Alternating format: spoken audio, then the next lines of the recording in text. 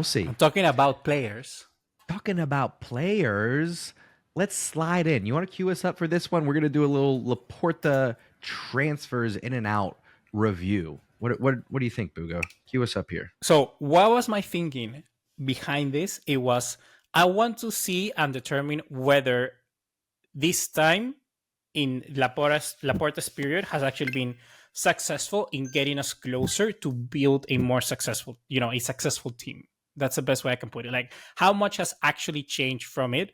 Because on the face of it all, the players, the team, that's what matters. But we know, of course, Laporta has that incredible job behind the scenes.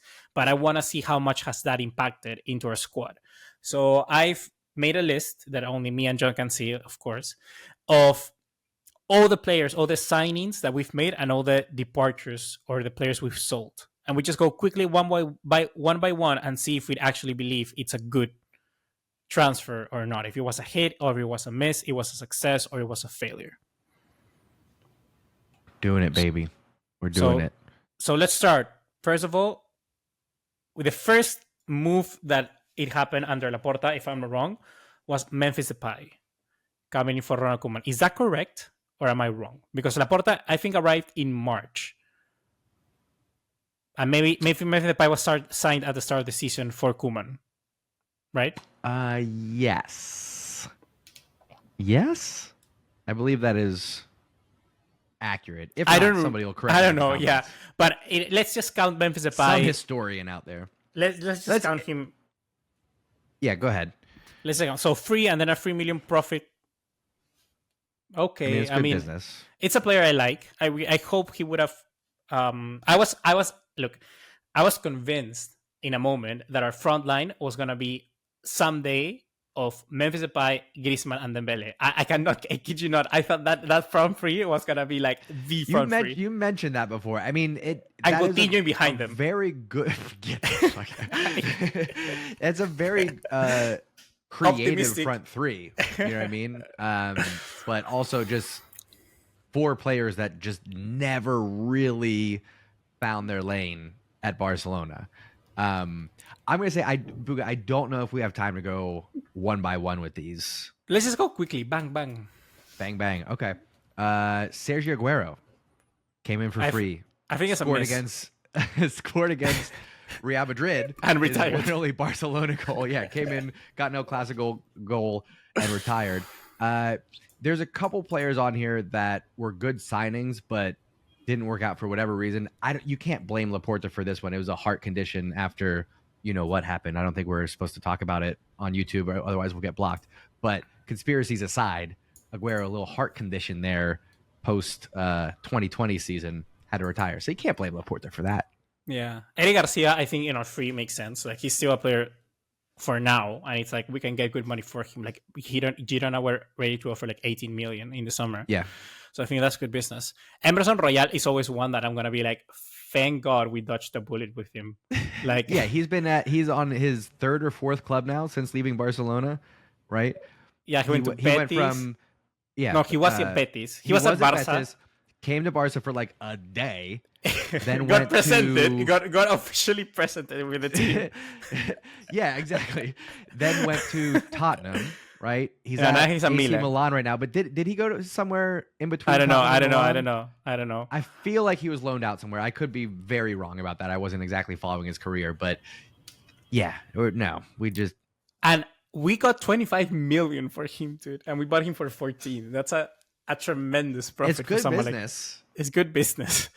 It wasn't a good look, but it was good business. Yeah, Aubameyang we got for free, and then we sold him for 12 million. I was really happy with Aubameyang. I remember when the pizza came, at night, and they were trying to sign him to the last minute. I think it's a good business, Aubameyang. I will always cherish him as a player. He was very good for us. I have Aubameyang down with a number of players here that came in around that same time when players were just like, yeah, I'll play for Barcelona for free. Yeah. Because I love and admire that club. Dani Alves, Luke de Jong, Adama Traore. Yep. Adama Traore. Exactly. Another player. What? Go ahead. Sorry. I was going to say that little signing spree gave us the title. Yep. La It Liga really did. champions that year, and it wouldn't have happened without those free transfers coming in. Yeah. I was also guaranteed and convinced that Yusuf Demir, do you remember him? Yeah, I do. One that we thought was gonna break through, Bro, like we're seeing with Lamine Yamal and others. I thought he was gonna be insane, dude. Like I remember because I played Football Manager on FIFA, and FIFA he had like 89 potential. And on Football Manager, he was like insane. So I was like, Yusuf Demir, oh my god, the next big thing. Now he's a Galatasaray, and I don't know what's up with him. Ferran Torres. We're looking at these 55 million euros for Ferran Torres. 55 million. It's quite a lot. Yeah. Well, when you look at Rafinha was 58 million. Which one is money better spent? Rafinha, 100%. Yeah, 100%. But I was also guaranteed, like I guarantee you that I thought Ferran Torres was going to be like an absolute goal scorer because he was scoring a lot of goals. Like at that time, it was a period where he scored like a hat trick against Germany. You know, it's that time of Ferran Torres. So I was also very convinced that he was going to be such a good player, and I think he's still a good player. But I don't know just what has happened. I really don't know what went wrong. Like here's what I'll say. I think, right, and this is my only gripe against Laporta is that he will sometimes make signings just to create some hype, just to keep Barcelona's name in the mix, just to get some more eyes on the club. To be like, no, yeah, we're a big club. Look, Ferran Torres, look at all the hype. We're bringing him in, and it doesn't always plan out. Vitor Roque is one of those players for me. I know he's a little bit further down on the list here. We spent 40 million on Vitor Roque, and I think it was just to have the hype around, oh no, we can find young Brazilian players too. Look, we got one. We have Vitor Roque coming in. We can do that. We're doing the same thing as all the other big clubs like Real Madrid. That to me was an image thing, and it didn't work out. I think those are his only misses, is when he's making signings for the brand, for the image, and not for the football on the pitch. Yeah. Yeah, but it's like, even if there are stupid signings for that, it's like, you just use them. You know what I mean? Like, Vitor Roque is not god-awful. You know, he scored 2 goals in like, I don't know how many minutes. Like, in 80 minutes, maybe he scored 2 goals, you know? Maybe even less. Ferran Torres, do you remember the first goal he scored? I'm gonna quiz you. I remember his first season being a lot of misses to the upper 90 on the right hand side. I just feel I actually the first few games he was on fire. Like when he started last season on fire. His first goal was from outside the box against Bilbao in that game we lost in a Copa del Rey. When we got knocked out by Bilbao in the semifinals, I think. And Ferran Torres I remember losing. Ferran Torres curled one from outside the box. It was insane. Anyhow, Rafinha, I think it's positive. Good business. Kounde, insane business. 50 million for what Kounde has given us. Hell of a deal. Now, this one is interesting. Robert Lewandowski for 45 million euros, I think it's more than okay. I thought it was more than we paid for him. For me, 45 million euros, it's okay. For a Lewandowski, it's okay. It's borderline for me, because if you look at what has Barcelona won with Lewandowski, we've got 1 La Liga trophy. I need at least one more piece of silverware from Lewandowski before I can be like, okay, no, worth it, definitely worth it, because we cannot win trophies without Lewandowski. I'll put you this. I'll put you this. For 45 million euros at that moment. Yeah. There was not a better striker you could buy than Lewandowski. Like, there's not a single striker in the world at that moment that you could have bought and be instant impact in terms of the size of the player. Because just remember, he was a big sign. I would always say, for me, Lewandowski is like when Barcelona signed Ronaldinho. You know, it's like the name. Ronaldinho is just entering his prime now. No, I don't know, bro. I don't think so. I think Ronaldinho in 2004? Yeah. Bruh. That's my take. I think Lewandowski, it's like when we signed Ronaldinho. I really do think that. And it's like that signing that came in, 45 million euros, bang, bang, bang, goal. I think it's okay. That's the way I approach it. It's okay. I'm not upset about it. I'm not upset about it by any means. And I think, here's what I'll say. Too early to tell.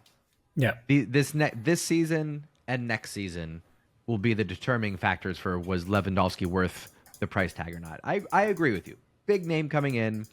I'm going to take your word on it that he was the best available for that price tag. That sounds reasonable. It's just a question of where else could we have spent that 45 million, and where would the club be if we did go somewhere else with it? Mm-hmm. Just a question. 100 appearances already for Barcelona. What a guy. What a guy. Then Pablo Torre, I will never understand. Like it was hype. I thought we were signing like the next Pedri when we signed Pablo Torre. I think that's what everybody thought. Hype.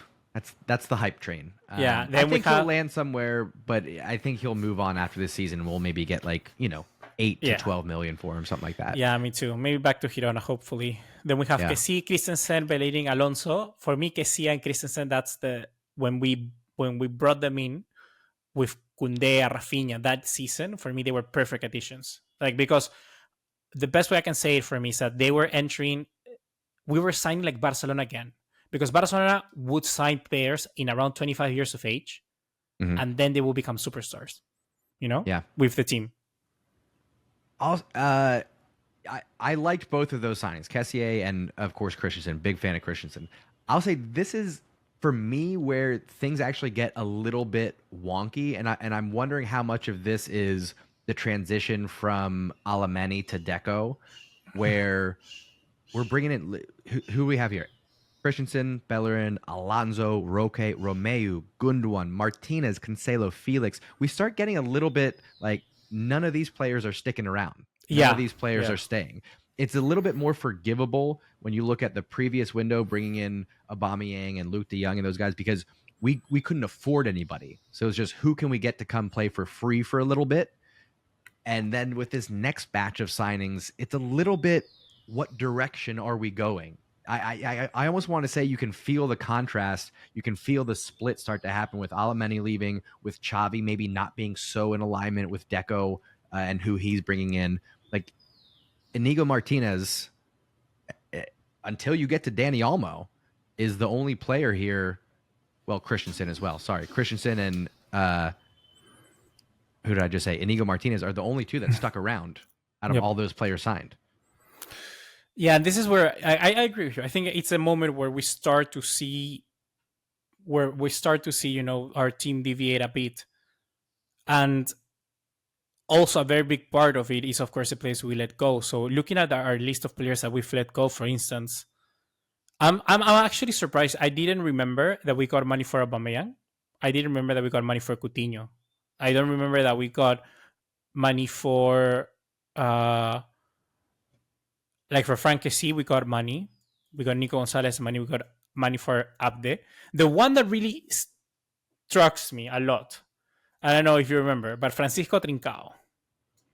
He was another one that was really hyped. Really hyped. We signed him for I don't know how much money, for 31 million euros. And then we got 16 million by the end of it.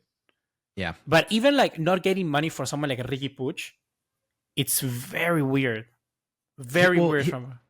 Here's the only way that our transfers out make sense is when you factor in the salary cap and the restrictions. These are all, I don't want to say panic selling, but squad players.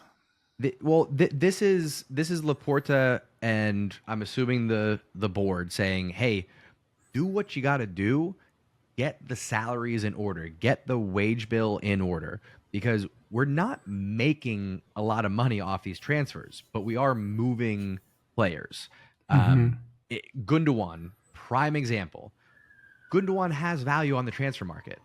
The fact that he went for free was only because we had to move him to even have any hope of having Dani Olmo registered. Yep. So there's a few misses on there, right? Dembele, similar situation.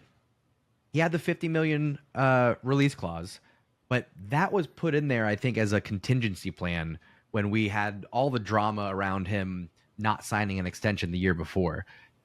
If Dembele was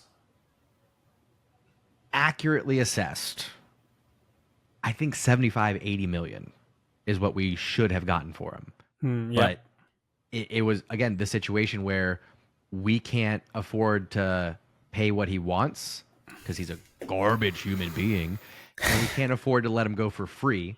And so the only way that he was going to sign that extension was to have a cheap buyout clause, and that's what he got. Yeah, for So me, the best way to describe all this is like, also this is a period where everybody knew that Barcelona were broke, you know? yeah, So you cannot negotiate. is there anybody from the out list that you wish Barcelona would have kept?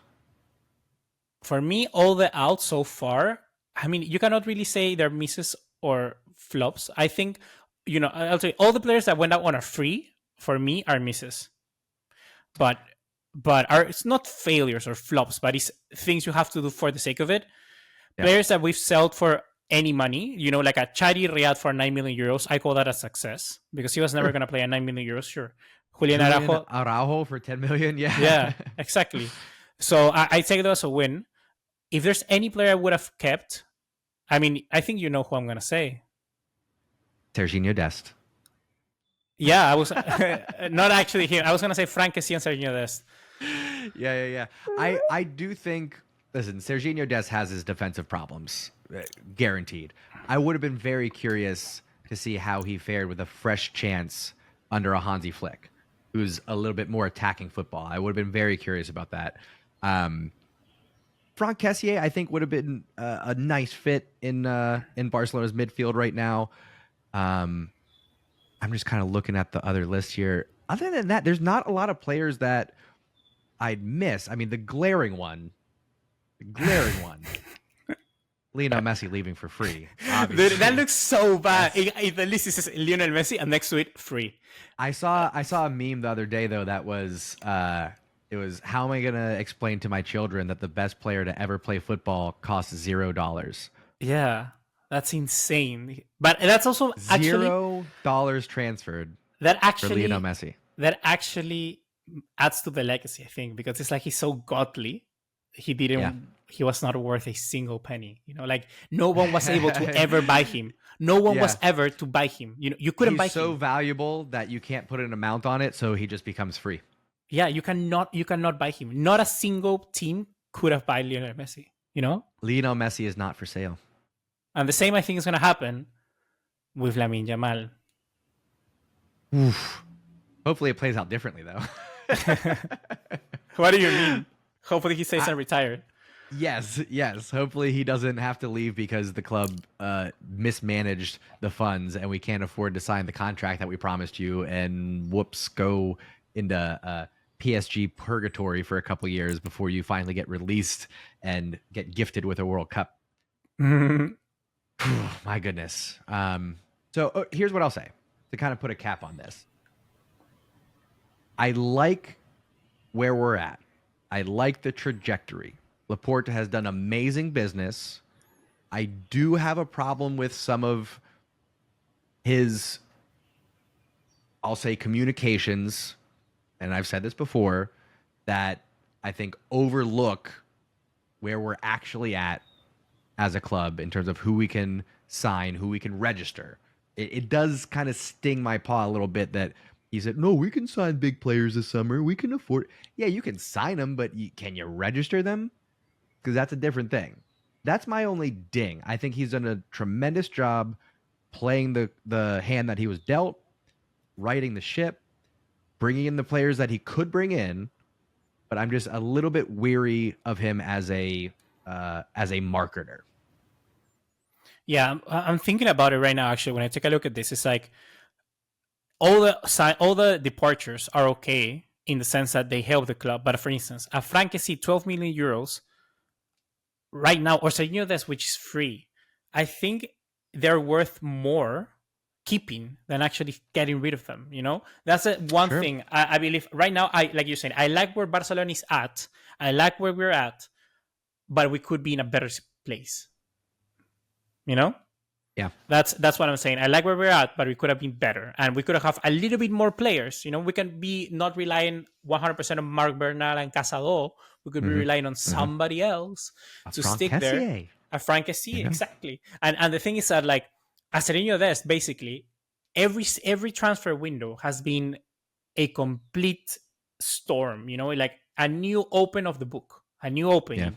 we never have continuation from the last one before.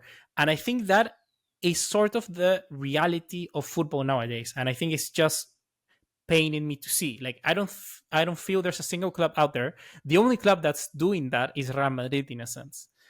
That each transfer window they're building towards, and it's like coherent to their last transfer window. It's it's always efficient moves. It's always efficient, and it's building on what they had before. You know, like if they sign Mbappe, they just need Mbappe. They signed Mbappe, and the whole team is already ready. You know, it's like that was Barcelona at one point, and now we are no longer there. And the other thing I was going to say, just to wrap this up quickly, is the thing that I see, Frank, sí, señor Dest. I was going to say, I don't even remember what I was going to say. Frank, sí, you blew my mind. Yeah, it was probably just a love letter to Frank Cassier. That's probably what you were thinking. Oh, man. All right. So speed round through that, but let us know your thoughts. Let us know, is there anybody that stands out on the players that have come and gone? Good business, bad business. Is there any players that you really wish would have stayed at Barca? Let us know down in the comments. We'd love to hear from you. Again, we are going to be doing comment of the week every week here. Next week's episode, we'll be reacting to Monaco Barcelona. We'll be reacting to Villarreal Barcelona, which we didn't get to. Too much to talk about. You know, we can't cover it all, folks. There's only so much time for the podcast.